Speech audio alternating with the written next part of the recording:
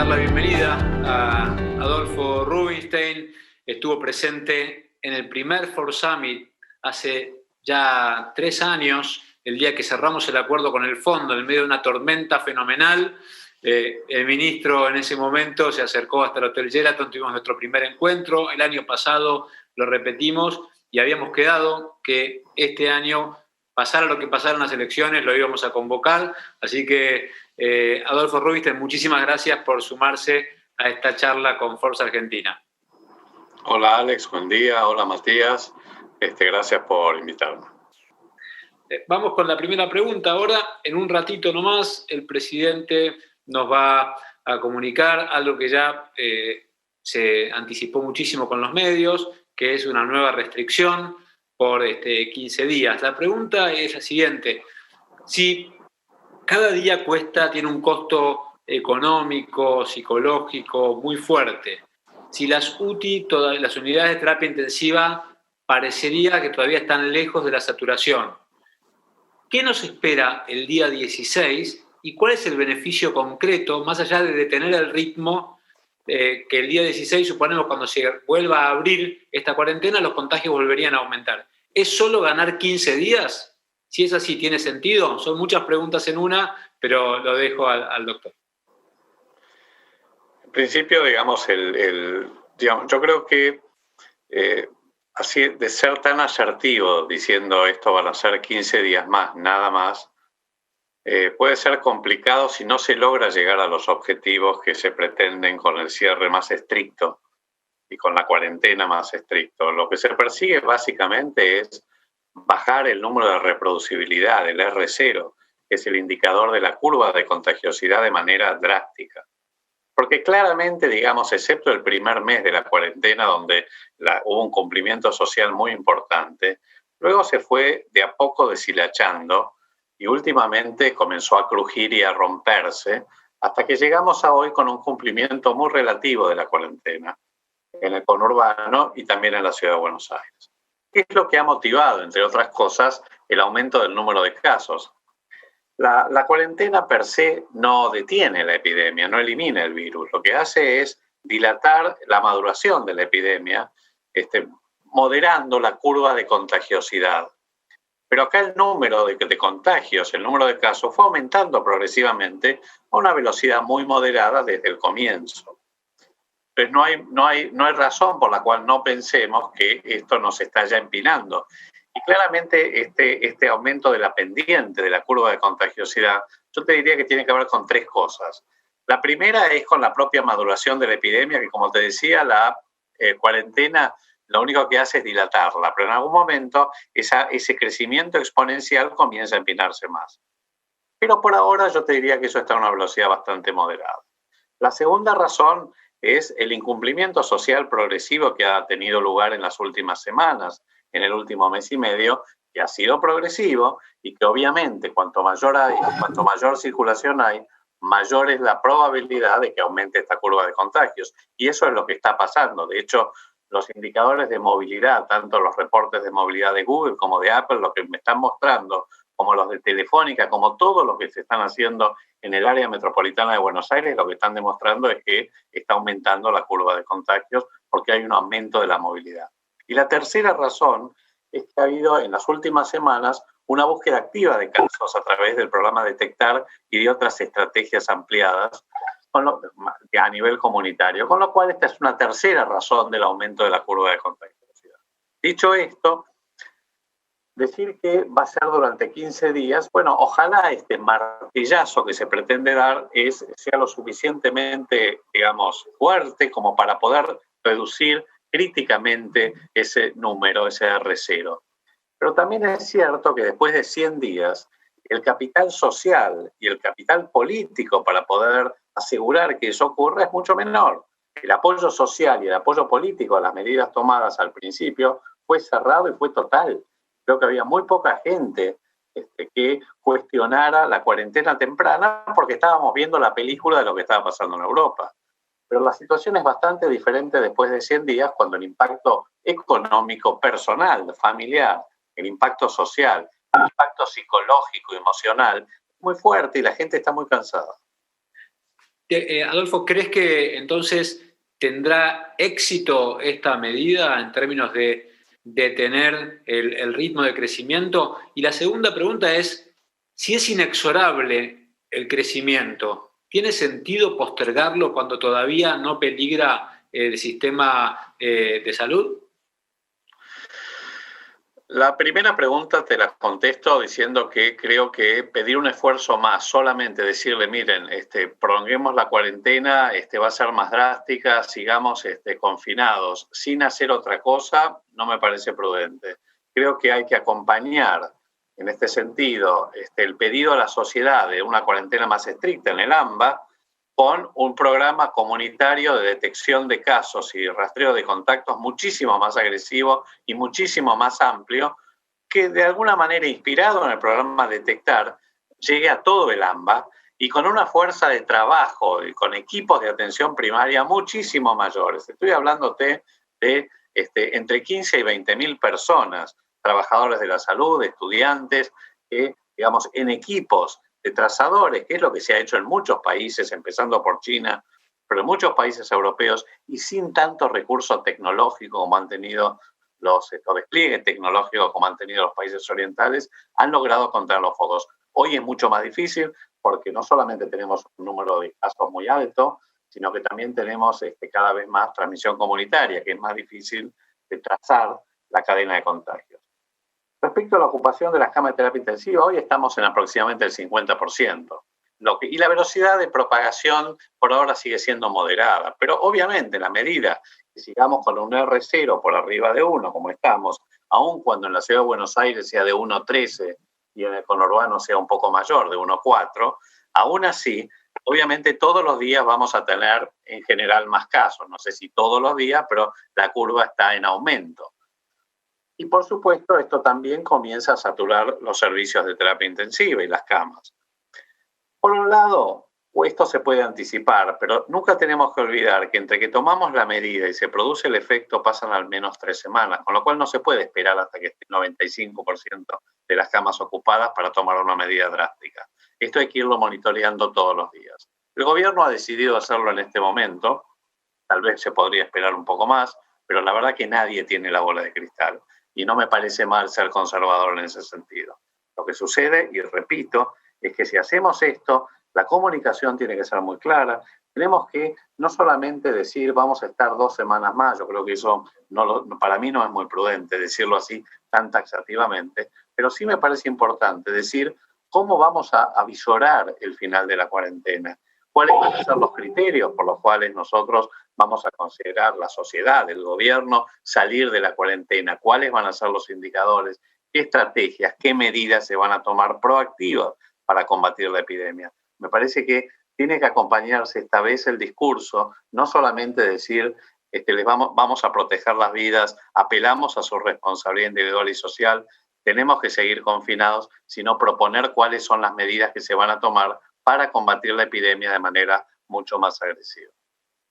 Es que lo que estás comentando recién tiene que ver con el timing de la cuarentena, que sin duda es algo que es esencial y es lo más difícil, me imagino yo, desde la gestión política de determinar. Ha sido conservador hasta ahora el tratamiento en la Argentina. Digo, América Latina ingresó a la cuarentena cuando había 15 fallecidos en toda la región y eso permitió acomodar los sistemas de salud. Y es correcto desde la percepción, desde los medios, que la comunicación es mala. O sea, la verdad que no sabemos exactamente, hay confusión aún hoy cuántas camas disponibles hay cuando se informa si es camas del sector público, del sector privado. Y lo que vos planteabas recién, Adolfo, es me gustaría que en este nuevo periodo, en esta nueva restricción, hubiera, en su momento sugeriste 4.000 equipos de 5 personas, que esto da los 20.000 rastreadores. ¿Vos crees que, aparte de que todos volvamos al sótano, es una figura que generó John Carlin, un periodista inglés, aparte de volver al sótano, ¿crees que se va a trabajar con más precisión y no debería el gobierno informar cuántos rastreadores hay, cómo se va aumentando día a día este tema? Sí, yo estoy de acuerdo. Yo creo que cuanto más transparente y más explícita es la comunicación, más tranquiliza a la gente y más confianza genera. Y yo creo que la recuperación del capital político ahora por el agotamiento, por esta fatiga de la cuarentena, tiene mucho que ver con recuperar, digamos, la confianza comunicando mejor y comunicando de manera transparente, comunicando cómo son las cosas. Y además proponiendo, digamos, medidas muchísimo más activas para combatir la epidemia, y no solamente decir vamos a esperar 15 días y vamos a organizarnos un poco. No, no es el punto. El punto es cómo vamos a salir a controlar los focos, o sea, y de nuevo lo repito, con todas las dificultades que esto entraña en este momento, porque hoy es mucho más difícil. Yo hice publiqué una nota hace casi 2 meses en un diario, donde proponía esto mismo, pero en ese momento había 100 casos y la mayoría eran por contactos estrechos y no había más de 2.500 y por transmisión comunitaria. O sea, hoy es una tarea mucho más difícil, pero el desafío está y se puede hacer. De hecho, si vos ves lo que ha sucedido en los barrios de emergencia de la Ciudad de Buenos Aires y también en algunos del conurbano, se han bloqueado los focos. El barrio 31, que tenía un R0 de más de 3 o 4 hace pocas semanas, ahora tiene 0.6. O sea, lo que quiere decir cuando tiene debajo de 1 es que se ha controlado el foco y que ya prácticamente no hay más casos nuevos. Bueno, o sea que se puede hacer. Lo que pasa es que tiene que haber ampliación de los testeos, clara ampliación de los testeos.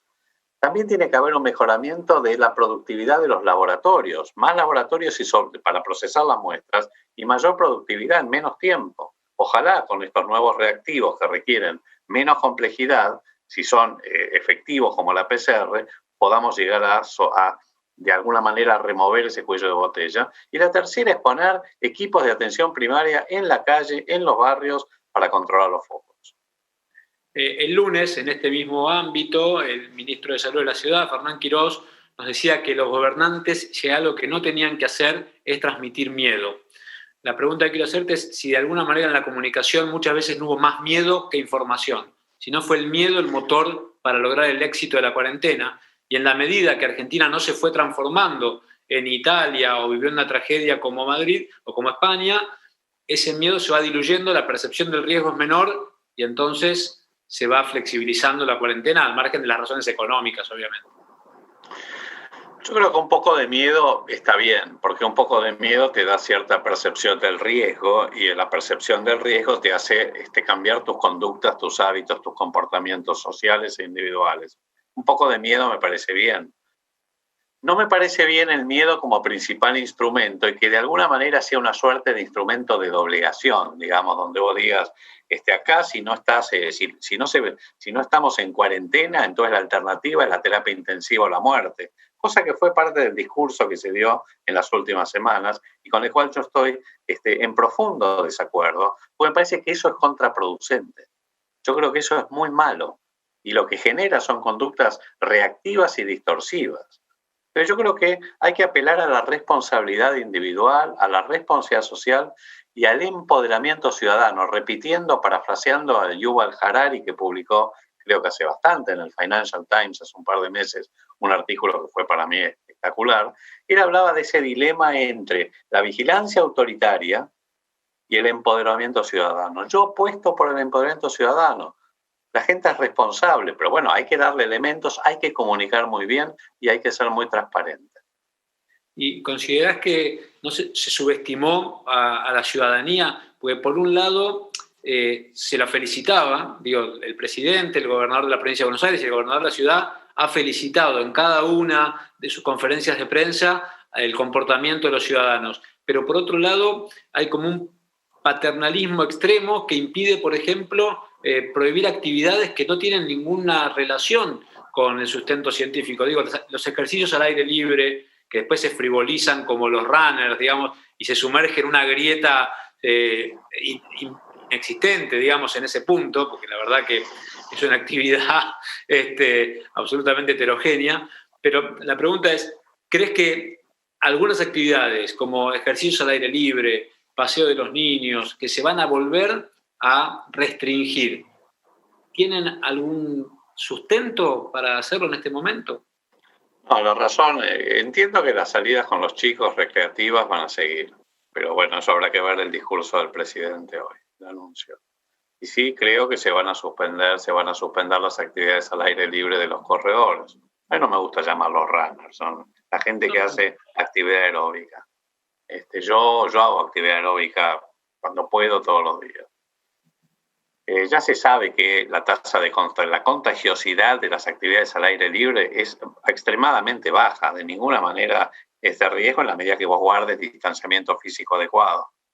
Me parece que la razón es otra, no es una razón, es una razón, si querés, simbólica, política, es otra, no es una razón epidemiológica. Pero sí creo que lo que vos mencionás del paternalismo es muy importante. Yo creo que ha habido una migración hacia el paternalismo, y eso uno lo ve incluso en la actitud del presidente, cuando dice, vieron, fueron a correr, ahora ven lo que pasa, y hubo varias actitudes de ese tipo, y yo creo que eso no es bueno, no es bueno. No necesitamos este paternalismo, ni necesitamos un Estado niñera, necesitamos que nos den los instrumentos para poder responsabilizarnos adecuadamente, y por supuesto que nos den la información. El Estado tiene la responsabilidad de brindar información confiable para que todos los ciudadanos puedan saber los riesgos que corren. Y por supuesto, algunas actividades y algunas condiciones de salud pública, el Estado tiene que tener un rol, digamos, muchísimo, si querés, mucho más directivo. Pero hay que ser cuidadoso con todo esto. Claro, porque en realidad cuando se sugiere que salieron a correr en un lugar y entonces aumentaron los casos en provincia de Buenos Aires. Digo, esas medidas restrictivas innecesarias no terminan por dañar el acatamiento de una cuarentena responsable en lugar de oxigenarla. Y sí, porque además la verdad que las salidas a correr o a caminar, a hacer caminatas aeróbicas, etcétera, es parte de una válvula de escape, sobre todo si vos querés mantener una cuarentena muy estricta y que la gente quede confinada. Porque es cierto que hay bastante evidencia empírica ya a esta altura de que una cuarentena estricta es un instrumento y un recurso importante para bajar la velocidad de contagio. A la vez tenés que tener ciertas válvulas para permitirle a la gente que se libere un poquito. Y justamente en actividades poco riesgosas. ¿Te llama la atención que el debate científico se haya sumergido en una grieta? Pues hay algo que la ciencia duda más de lo que asevera, la ciencia espera confirmaciones en evidencias o por lo menos cierta evidencia empírica mientras se explora en otros ámbitos, y sin embargo el debate científico en la Argentina se terminó sumergiendo en cuarentena o anticuarentena. ¿Cómo lo viviste o cómo lo percibís? A mí no me sorprende porque nosotros somos amantes de las grietas. La verdad que en los últimos años esto ha sido un continuo, no solamente político, de toda índole. Es una pena que no haya un discurso más racional, que no se permita más la deliberación. Yo creo que ha habido actitudes muy cerradas, muy fanáticas, muy fundamentalistas, de uno y del otro lado. Me parece que la verdad, estamos hablando exacto de una epidemia, estamos hablando de evidencias a favor o no de algunas medidas y de algunas acciones. Yo creo que lo mejor sería estar informado por la mejor evidencia científica o empírica o lo que hay, pero digamos en un debate constructivo. Yo creo que se han generado antinomias que son absurdas. Y también creo, y me parece muy importante esto, que el Consejo Asesor, y lo dije muchas veces, del presidente, se amplíe. Hoy la pandemia, si bien obviamente tiene un foco sanitario, porque es un problema de salud pública y ese es su origen, tiene, digamos, aristas que ya trascienden la esfera sanitaria o la dimensión sanitaria. Hoy, y no estoy hablando de lo económico, de lo social, de lo emocional, de lo institucional. Entonces, el Consejo Asesor del Presidente no puede seguir reducido después de más de 3 meses a algunos infectólogos clínicos que fueron muy importantes al inicio de la pandemia, pero que tienen una visión muy limitada tienen una visión desde la infección, desde la enfermedad.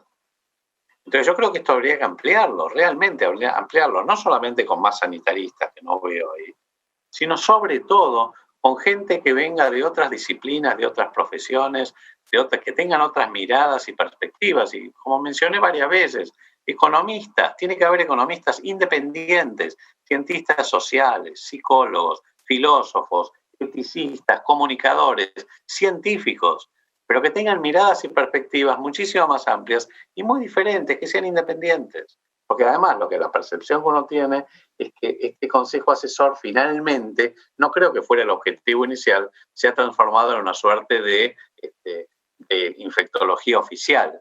Y eso no es bueno para la credibilidad de los ciudadanos. Sí, tanto por el desgaste como por la necesidad de nuevas voces, ¿no? Digo, el impacto psicológico es un tema, digo, en España la población tuvo un lockdown estricto durante 6 semanas, aquí estricto fue durante 8 o 9 y ahora ya vamos a estar por el doble y no conocemos quién es, seguramente existe o quiero creer que existe, pero te pregunto si vos, por tu relación y por tu experiencia, ¿conocés quién es el doctor Khan de la salud mental que asesora al gobierno en este tema? ¿O quién es el doctor López de la salud mental que asesora al gobierno? No lo conozco, no lo conozco. No lo conozco. Esto, creo que la ciudadanía en un punto merece tener ese interlocutor o ese vocero para poder transmitir otras miradas, como bien sugerís. Te hago ya 2 o 3 preguntitas para ir cerrando. Una es, quería preguntarte, hablabas de la importancia de que la gente perciba la luz al final del túnel. Saber que, bueno, no sabemos cuánto tiempo va a durar, nadie lo puede precisar, pero lo que se va extendiendo es la percepción de que esto no se termina más. ¿Cómo se debería trabajar en ese sentido? Bueno, yo creo que básicamente es comunicando e informando. Me parece que hay que tener un plan de salida estratégico, articulado, inteligente, ordenado de la cuarentena, más allá de que tal vez este no sea el momento para salir. Más allá de que este no sea el momento para salir, tenemos que tener una luz al final del túnel y esa luz tiene que estar clara y tenemos que saber en qué condiciones y cuándo y cómo podemos llegar a salir. Ese es el punto. ¿Cuándo percibís que podría pasar? Y la verdad es que es muy difícil saberlo. Ojalá en las próximas 2 semanas podamos dar ese martillazo que nos permita reducir la velocidad de propagación y el R0 y a la vez poner en marcha un dispositivo comunitario mucho más ampliado que permita salir a buscar los casos y poder hacerlo a todo lo largo y lo ancho del AMBA. Hacer referencia al martillazo por el paper, el artículo de la danza y el martillo. Sí, ahora viste que es hace mucho que lo publicó Puello, pero sí, es una buena metáfora. El martillazo y la danza. El martillazo y la danza. Pero te quería consultar, porque el deporte nacional ha sido extrapolar una y otra vez las experiencias en otros países, con algunas comparaciones pertinentes y otras insólitas. Entonces, yo lo que quería preguntarte, vos has hecho referencia en América Latina específicamente, que ha habido martillos más duros, ha habido una danza descontrolada, como en Brasil, pero también hiciste referencia al martillito en Chile. Chile parecía ser un... nada. Sí, no, yo creo, exacto, sí. La pregunta es Chile, ¿no? La pregunta es Chile, que obviamente tiene una densidad de población distinta a la Argentina y todo, pero parecía como un modelo originalmente y algo falló. ¿Cómo lo ves? No, en Chile lo que sucede es que no hubo una cuarentena estricta, nunca hubo cuarentena. En Chile hubo una especie de híbrido de una cuarentena segmentada por comunas que no funcionó. Lo que Chile hizo bien fue testear mucho, se proveyó, se estoqueó de muchos test, hizo muchos testeos y hoy es uno, con Perú son los países que más testean en la región, por millón. Lo que dijo el mismo ministro de Salud ahora, el nuevo ministro de Salud de Chile, es que fallaron en la estrategia de atención primaria. O sea, no es una cuestión de testear. Testear es como si yo te dijera, mira, para operar a un paciente hay que tener el quirófano, hay que hacerlo en un quirófano, que tenga las condiciones de asepsia, el equipamiento, los insumos. Pero eso no es suficiente para garantizar una cirugía exitosa. Además de testear, tenés que detectar tempranamente a los contactos, rastrearlos, aislarlos, hacer operativos y dispositivos para bloquear los focos, digamos, y además la gente tiene que cumplir. La gente no cumplió la cuarentena, ni siquiera esa cuarentena segmentada en Chile. Lo mismo pasa en Perú. En Perú, una cuarentena aún antes que la Argentina. Digamos, y también con criterios extremadamente estrictos, pero se incumplió. ¿Por qué se incumplió? Pues el 70% de la población de Perú vive del trabajo informal. ¿Cómo hace para sostenerlo? Entonces, todas estas cuestiones hay que considerarlas. Colombia es más parecido a Argentina, ¿no? En densidad de población. Pero Colombia también está con... Exacto, Colombia y Argentina, pero han sido martillos no muy efectivos hasta ahora. Hablamos ya casi la última, yo te lo pregunté en alguna entrevista que hicimos en vivo en los Forbes Live, que hacemos por Instagram todas las semanas, si considerabas que si esta pandemia se hubiera originado en un país europeo o en Estados Unidos en lugar de en China, si la cuarentena hubiera sido la herramienta para cambiarlo, digamos, fue un cambio de paradigma de alguna manera. Y que ese fue el cisne negro. Vos advertías bien en una charla que había advertencias de un coronavirus o una pandemia que se podía desatar, pero el cisne negro fue la decisión del lockdown en un tercio del mundo. La pregunta que te quiero hacer son dos. Una, ¿crees que se hubiera aplicado el lockdown si hubiera empezado en otro país? Y si crees que en una segunda ola, en una eventual segunda ola en Europa, se va a repetir el lockdown como herramienta de tratamiento a esta pandemia. No, yo creo que si se hubiera originado en otro país, en Europa, probablemente no hubiera habido una cuarentena de estas características. La cuarentena existe desde la peste antonina del siglo II después de Cristo. Pero en realidad esto no es una cuarentena en términos epidemiológicos, porque esto no es a los enfermos, esto es a toda la sociedad. Y es un experimento social a gran escala inédito en la historia de la humanidad, tener a más de la mitad de la población encerrada. No existe esto, nunca existió. Por supuesto que es como vos decís, esto comenzó en China por las características sociopolíticas del régimen chino. Y a su vez, cuando se vio el éxito, porque realmente fue exitosa la cuarentena en China, digamos en Wuhan, a los 12 días bajaron dramáticamente los nuevos casos. Entonces, esto, cuando se vio la explosión en Italia y después en España y en el resto de Europa, todos los países fueron copiando lo que parecía ser la mejor estrategia. Y bueno, cada vez hay más evidencia empírica de que esto ha servido. También hay modelos matemáticos hechos, por ejemplo, hay una publicación que salió recientemente en la revista Nature, que es una revista muy importante científica, donde se vio, digamos, cuál había sido el impacto de la cuarentena en 17 países y en como 1.000 diferentes poblaciones, digamos, conglomerados locales, y se vio realmente el efecto. Aparentemente el efecto sigue siendo muy importante. Entonces, creo que la cuarentena ha sido una medida efectiva. Por supuesto que estamos todos con ensayos y errores sobre la marcha, porque no hay evidencia científica. Creo que si llegara a haber una segunda oleada, que puede haber, va a ser más suave, por varias razones, porque también hay más gente inmunizada y por lo tanto la velocidad de propagación va a ser menor, porque aparentemente, si bien no hay certezas, por las sucesivas mutaciones que ha tenido el virus, la virulencia, la contagiosidad ha disminuido. Pero bueno, de todas maneras, esto hay que verlo sobre la marcha.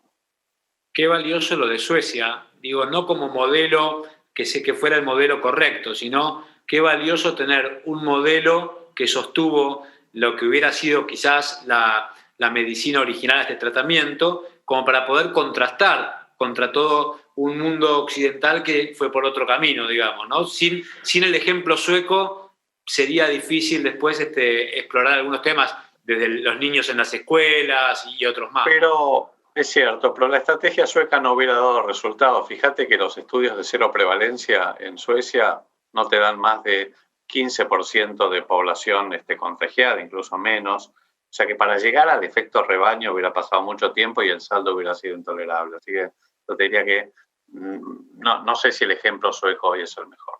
No lo decía como modelo a seguir. No. Digo, qué importante que haya seguido un país haciendo lo contrario con algunos argumentos para poder contrastar cuando todo esto pase finalmente los aciertos y errores, ¿no? La última entonces, expectativa para el día 17, incertidumbre, y si tuvieras que arriesgar un mes en el que vamos retomando la normalidad ya en fase 4, que es como el nuevo paraíso a donde todos queremos llegar. Es muy difícil, qué sé yo, no tengo la bola de cristal, porque la verdad es que no sabemos cómo va a moderarse, cómo va a ir la trayectoria de la epidemia. Ojalá en septiembre podamos tener mejores noticias, pero no te lo podría asegurar. Adolfo Rubinstein, ex ministro de Salud, director de una nueva organización que ayer se lanzó para poder seguir trabajando y articulando las investigaciones entre el sector público y el sector privado. Muchísimas gracias, Adolfo, por este encuentro con Forza Argentina. Muchísimas gracias, Alex. Muchas gracias, Matías, y gracias a todos. Y a todos los que nos siguieron, también agradecerles. Entonces, recordarles que pueden mirar las distintas paneles de este evento que duró 3 días, lunes, miércoles y viernes. Lo pueden encontrar en forzaargentina.com. Volver a agradecer a KM, Pfizer, Bayer, Merck, Red Hat, Takeda, Doc24, Avaya y Trans, además de Congress Rental, que nos proveyó de este sistema impecable para poder comunicarnos. Los esperamos todavía en esta plataforma, ahora en julio, el 17 de julio, para el evento de Force Summit Best Employers y ver cómo las compañías fueron reaccionando, adaptándose para transitar estos tiempos increíbles. Muchas gracias a todos, nos estamos viendo muy pronto y pueden seguirnos en forzaargentina.com. Hasta pronto.